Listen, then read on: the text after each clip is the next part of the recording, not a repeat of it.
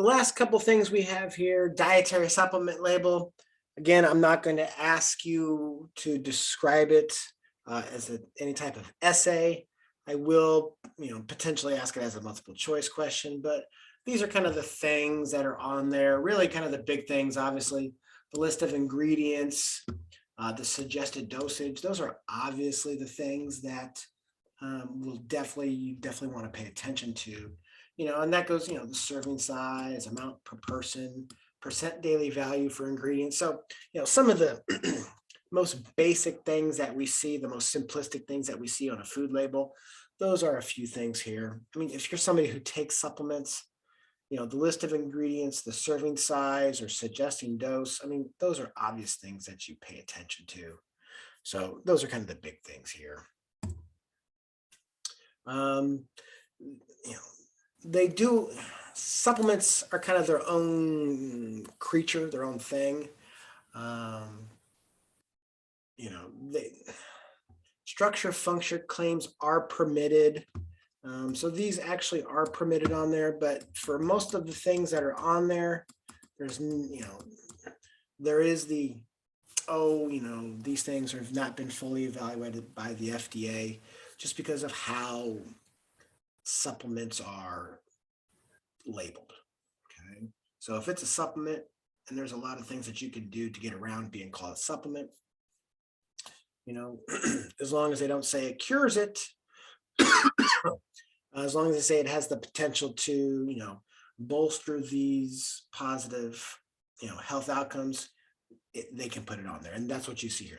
The bioflavonoids, they are, again, some of those phytochemicals. They have a lot of kind of antioxidant, kind of very healthy things associated with them. But,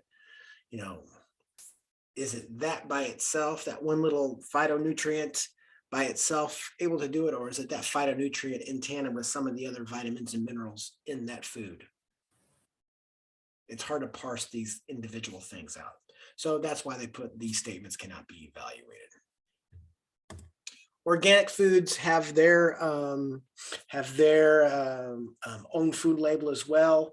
There is what a organic food label looks like. If it is certified organic, then it was not using any antibiotics, no hormones, nothing synthetic. It was all natural, if you will.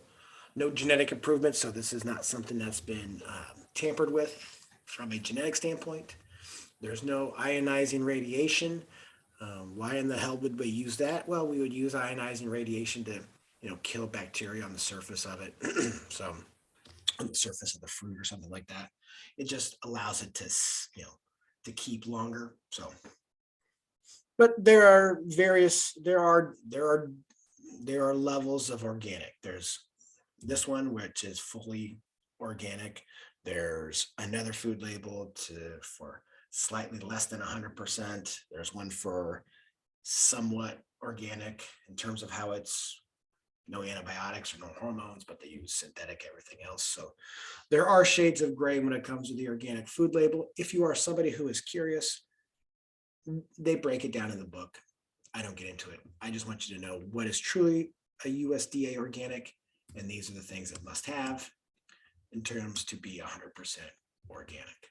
No antibiotics, no hormones, nothing synthetic. It has not been improved upon by science, and we don't use ionizing radiation. Again, all natural. When it comes to, well, should I eat organic all the time? There's no huge difference at all between organic and non-organic foods. You can kind of see some of the research says, less antibiotics, or fewer pesticides, less antibiotics. That means less antibiotic resistance is being added to the population of bacteria.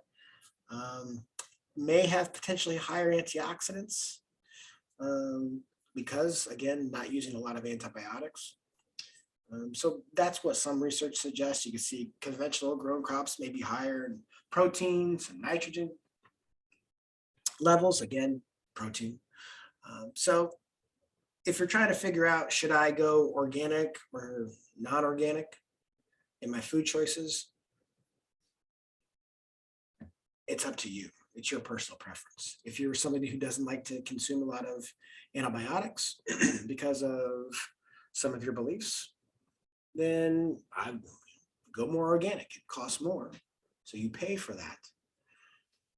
And for me, sometimes you can truly taste the difference too in some of the meats and some of the food choices between organic and non-organic. So if taste is a huge influence on you and the choices of your foods, then they're probably something that you maybe want to consume more of, or pick and choose your spots where you start to go organic.